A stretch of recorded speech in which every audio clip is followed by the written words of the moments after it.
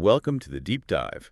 We know you want to get knowledge quickly, but also thoroughly. That's the plan. And today, we're diving into a really potent passage from the Bible, 2 Kings chapter 20. Yes, a fascinating one. Lots happen. Exactly. We've got the text right here, ready to unpack. We're talking about King Hezekiah's pretty dramatic experiences. Right. His serious illness, a miraculous recovery, this incredible sign involving a shadow. And then that visit from the Babylonian envoys, which has some big consequences. It really does. A real human story unfolds there. So our mission, if you will, for this deep dive is to really pull out those timeless lessons, about faith, humility, maybe pride too. And how our choices ripple outwards. Yeah.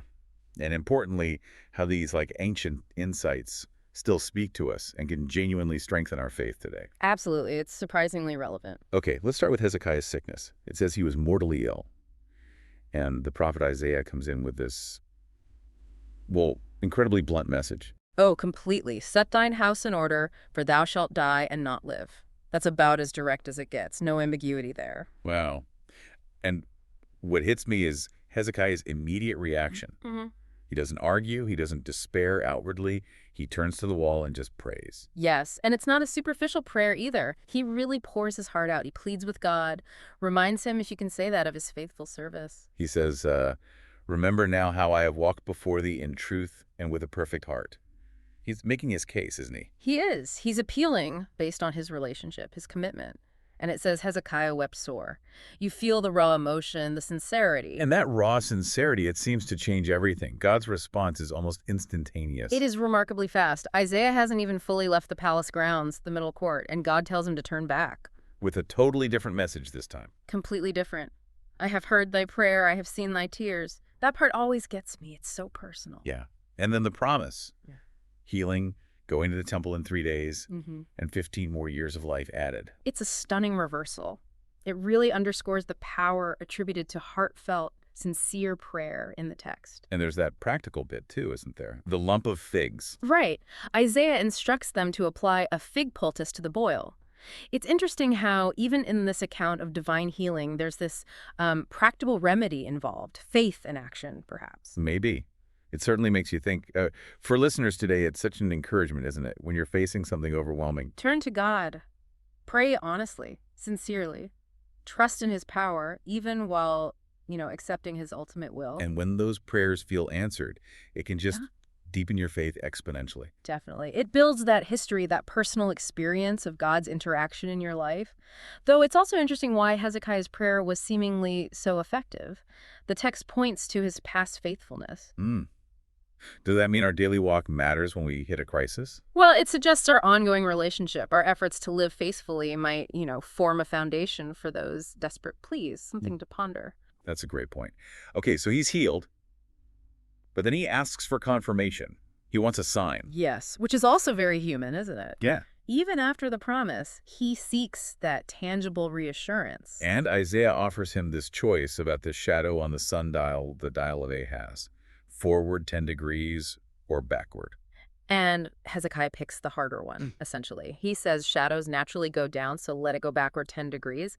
He wants something undeniably supernatural. And through Isaiah's prayer, that's exactly what happens. The shadow reverses. Yeah, he brought the shadow 10 degrees backward.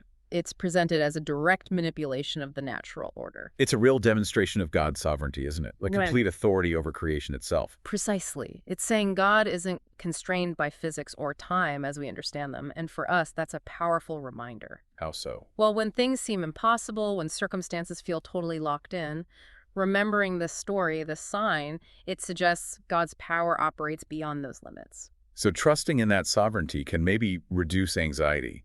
Help us find peace even when things look bleak. I think that's a key takeaway. Acknowledging God's control, even when we don't understand it, can profoundly shift our perspective and deepen trust. Okay, incredible healing.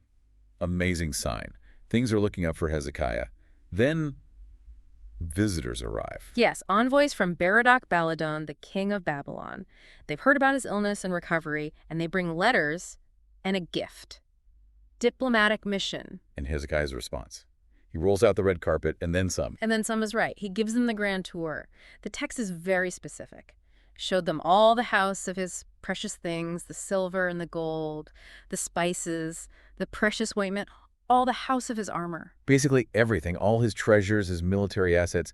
It says there was nothing that Hezekiah showed them not. He laid it all bare. Maybe pride, maybe just poor judgment. Hard to say definitively, but he showed them everything. And Isaiah's not impressed when he hears about it. Not at all. He immediately asks Hezekiah what he showed them and where they were from, and when Hezekiah tells him, Isaiah delivers another prophecy. And this one's not good news. Far from it. He foretells that everything Hezekiah proudly displayed will eventually be carried off to Babylon. Nothing left. Wow. A direct link between his actions and the future consequence. And even more personally, that some of Hezekiah's own descendants will be taken away and become eunuchs in the Babylonian palace. A devastating prophecy. It really puts a damper on the celebration of his recovery, doesn't it? It's a stark warning about what? Pride? Lack of wisdom? Probably both. Perhaps flushed with his miraculous recovery and the international attention, he let his guard down. It speaks volumes about the need for humility, especially right after receiving blessings. We need to be careful not to get puffed up. And also about being good stewards of what God gives us, right? Right. He showed off God's blessings, essentially, to a future enemy. Exactly. Wise stewardship includes discernment and thinking long-term beyond just our own immediate situation or gratification. What's fascinating, though, is Hezekiah's reaction to this prophecy. It's Yeah. kind of strange. It is a bit jarring. He says, "Good is the word of the Lord which thou hast spoken," which sounds pious, accepting. But then he adds, "Is it not good if peace and truth be in my days?" Right. It feels a bit like, well, okay, as long as it doesn't happen to me. It raises questions about his concern for the future for those who come after him.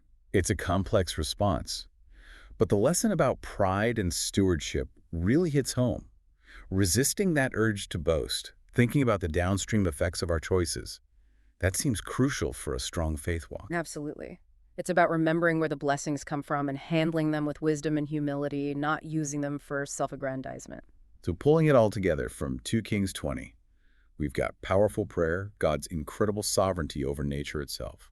The serious danger of pride, especially after success or blessing, and the vital importance of gratitude, humility, and wise stewardship. It really shows Hezekiah as a real person, doesn't it?